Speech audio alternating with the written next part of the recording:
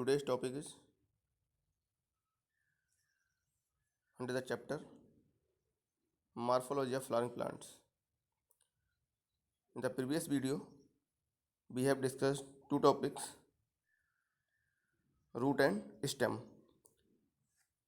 Now, here in the video, you will study the third topic, the morphology of leaf. The leaf morphology will study under this topic. Here,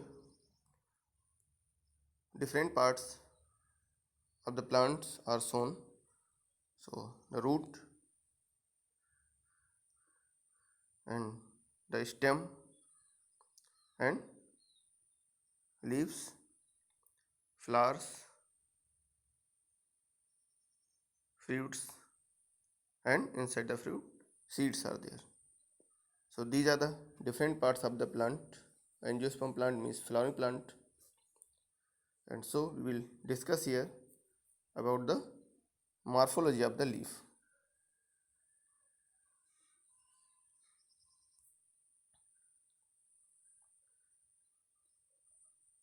Here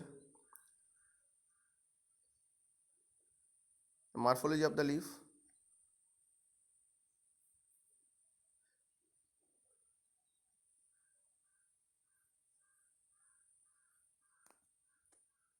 A leaf is dorsiventrally compressed lateral appendages. This is lateral appendage of the stem, produced at the nodes and is specialized to perform photosynthesis. So the primary function of the leaf is to perform photosynthesis. It is dorsiventrally compressed, means it is flat structure. And now characteristics of the leaf are also given. Leaf is a thin expanded green structure of the plant.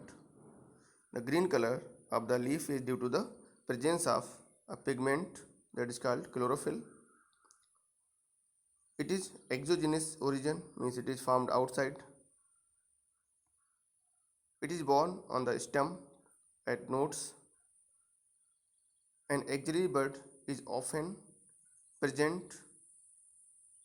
in the axis or axil of the leaf, means this is the axil here and the bud is present here.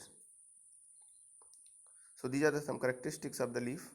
It is thin expanded part, greenish color, and the color is due to the chlorophyll pigment, and the leaf is found at the node and axillary bud is present at the base of the leaf. It is limited in growth. It does not possess apical bud or a regular growing point. So these are some characteristics of the leaf. It is dorsoventrally flattened.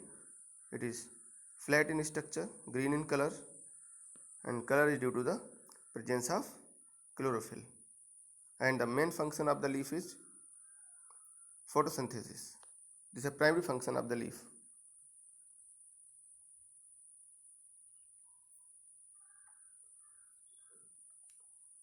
Now the parts of a typical leaf. So we discuss here the parts. Number 1, leaf base or hypopodium. The leaf base, the part that is attached to the stem or branch, is known as leaf base. And in many, it may assume different shapes. In different plants, the shape is different of this leaf base. In some leguminous plants, the leaf base may become swollen, which is called pulpinous. So the leaf base may be swollen like this. This is a leaf base. There is swell up part, and this structure is called pulpinous. In monocot, the leaf base expand into a sheath covering the stem partially or completely. So the sheath is, you can see here, the leaf base is covering the stem. Leaves of some plants possesses a pair of lateral outgrowths at the base, and they are called stipules, and the leaf is called stipulate. So here the leaf, you can see here, the stipules are attached to the leaf base.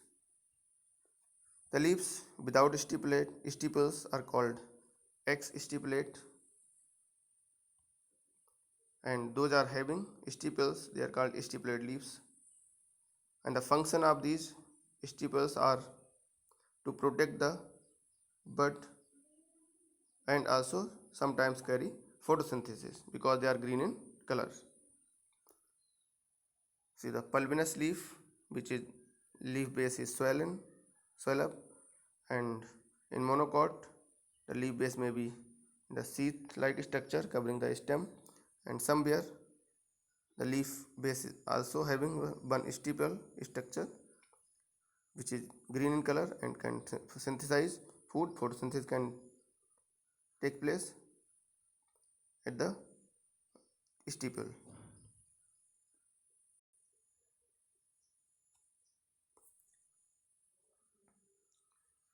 Parts of a typical leaf: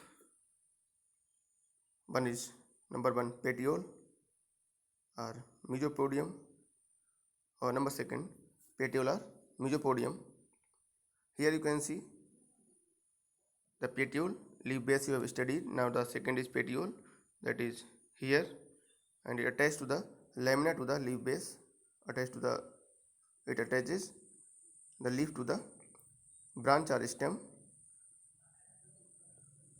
Petiole is a part of the leaf connecting the lamina to the branch or stem. Leaves that possess petiole are called petiolate, and leaves without petioles they are called non-petiolate or sessile leaves, where the leaf lamina is directly attached to the stem or branch. The petiole is not present, that is called sessile leaf. Petiole is usually cylindrical, but it may be hollow like in papaya. It may be tubular or flattened also. Function of the petiole is to raise the lamina, to expose it to receive more sunlight and air, and help in the conduction of air also throughout the plant, so that the air can enter into the plant and can get oxygen and CO2 exchange can take place easily. Okay. Now the venation, the arrangement of veins and venlets in the lamina is known as venation. You can see the arrangement of veins and venlets here.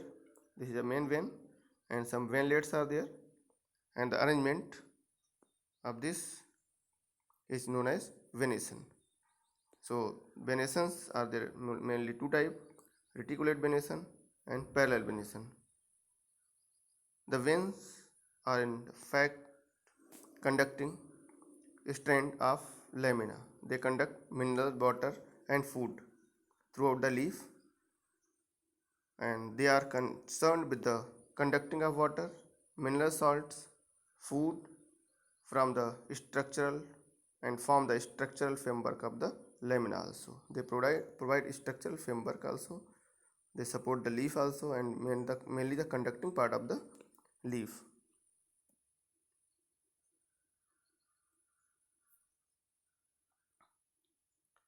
Now see the reticulate venation.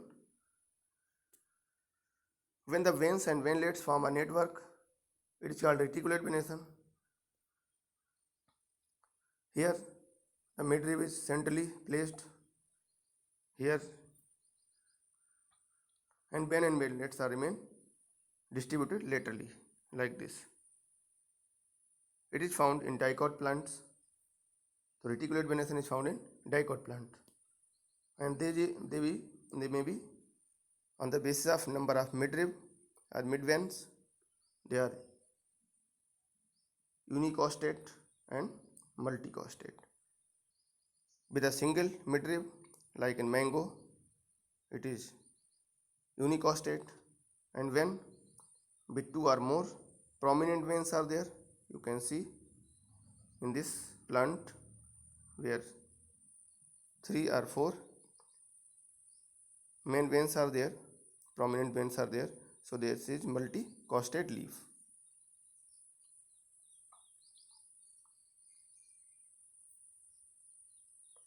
Now the parallel venation, where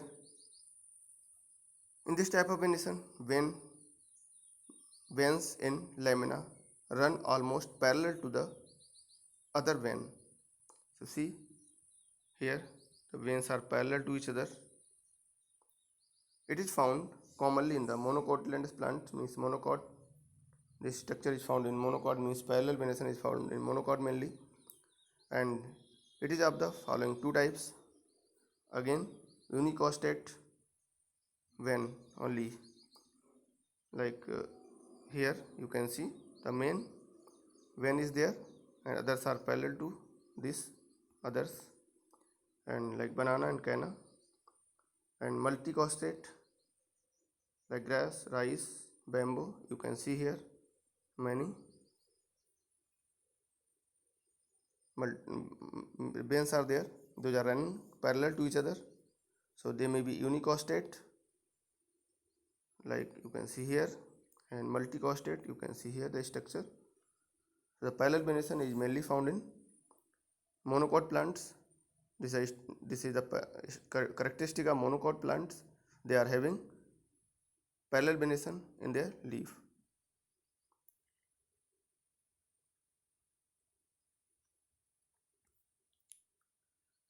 Now, type of leaves. On the number of leaves on the leaf may be simple or compound. Simple leaves are those in which single leaf blade or lamina is present, like in mango, peepal, papaya. So only one leaf is attached to through the petiole to the branch or stem. When only one leaf is present, single lamina is there, that is called simple leaf. And if there are more leaf blades or lamina and the main midrib is divided into branches, and each branch that is having one leaflet, so this type of leaf is called compound leaf. So you can see here, yes, many leaflets are attached to the mid or axis, and then it is attached to the stem or branch. So this structure is called the structure of compound leaf, and this is simple leaf. So these are two leaves are there. Simple leaf, where only single leaf blade is there, and when more than one leaf blade is there and lamina is divided into number of segments known as leaflets, then it is called compound leaf.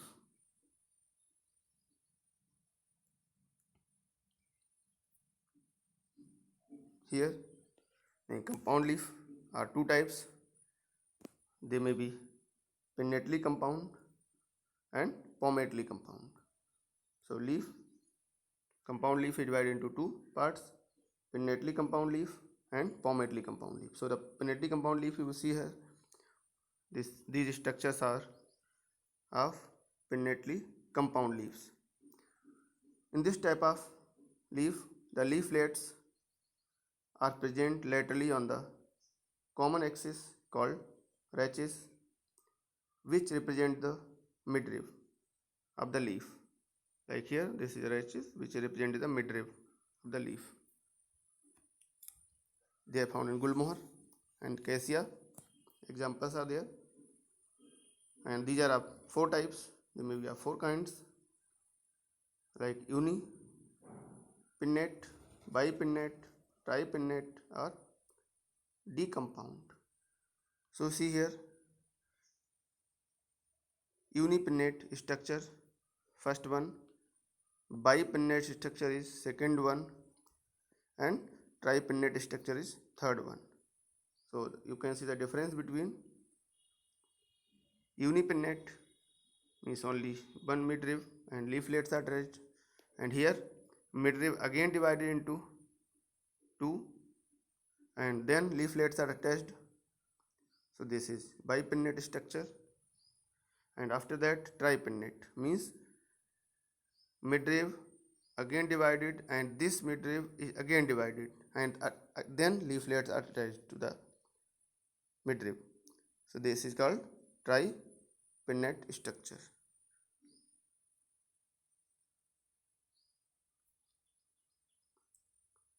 Now compound leaf, second one is palmately compound leaf, where all the leaflets of the palmately compound leaf are attached to a common point at the tip of the petiole, like fingers of a palm. So there are 5 type of palmately compound leaves, like you can see here structure: unifoliate, bifoliate, trifoliate, quadrifoliate, multifoliate on the basis of the leaflets present. So when one leaflet is present, this is unifoliate, 2 leaflets bifoliate, 3 trifoliate, when maybe 4 present then quadrifoliate, and when multi are there, see here many are there, this is multifoliate structure. So compound leaves, when uh, in palmately compound leaf, the many leaflets attached on the one point.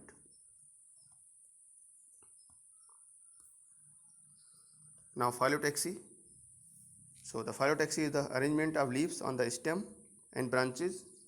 So the arrangement of leaves on the stem or branches, this is called phyllotaxy.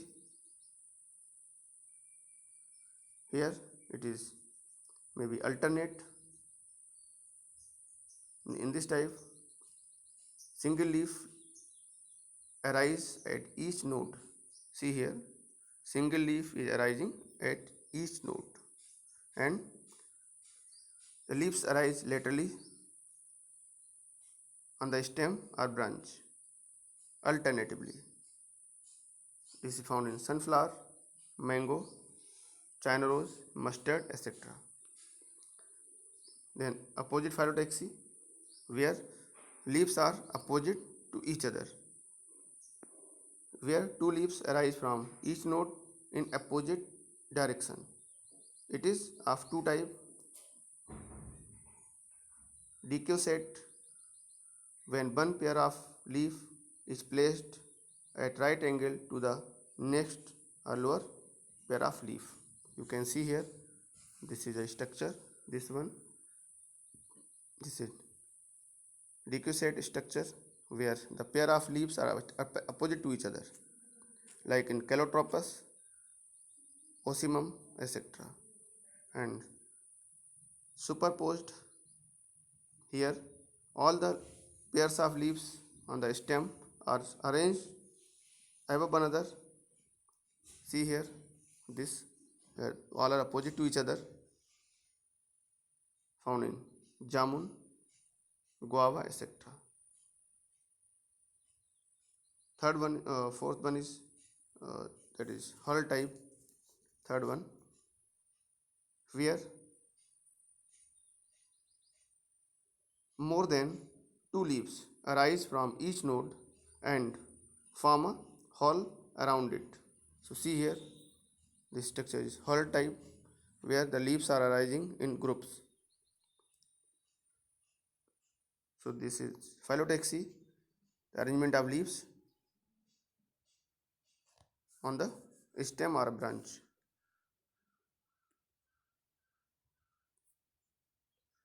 Then modification of leaves. Actually, leaves are modified also to perform other functions other than photosynthesis, like you see here leaf spines. In xerophytic plants like Opuntia, the entire leaf gets modified into a small, stiff, pointed structure called spine. To check photosynthesis, transpiration, actually these plants grow in a scarcity of water, so they have to save their water. So the leaves are modified into spines to reduce the transpiration, loss of water through transpiration. Sometimes only a part of the leaf, such as stipules, get modified into spines to protect plant from grazing animals, like in Gizipus and Acacia.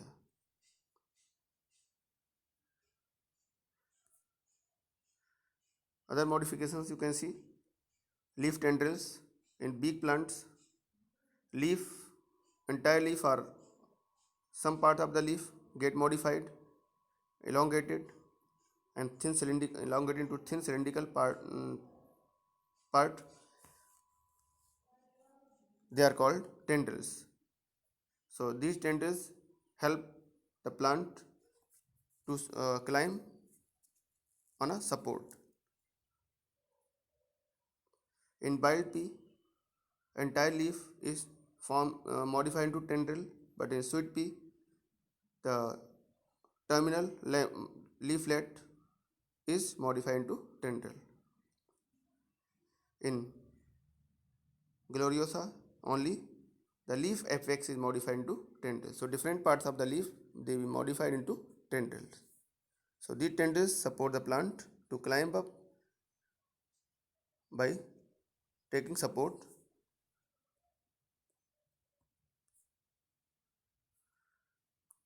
Other modifications are also there. In begonia, the terminal three leaflets get modified into three stiff, curved, pointed hooks like cat's nail. They cling the bark of the tree, support, and help the plant to climb. Begonia is an elegant hook climber. So this is a hook climber. The leaves modified into hooks, and these hooks attach to the bark of the tree and help the plant to climb up.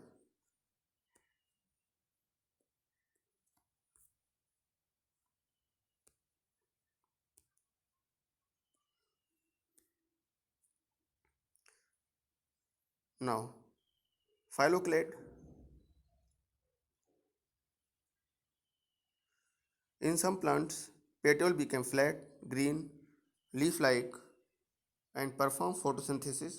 It is known as phyllodes. Here, phyllodes. The example in it is in acacia and in the normal leaf is bipinnately compound and fall off soon. But the base part, this is modified into flat structure and having chlorophyll and perform photosynthesis.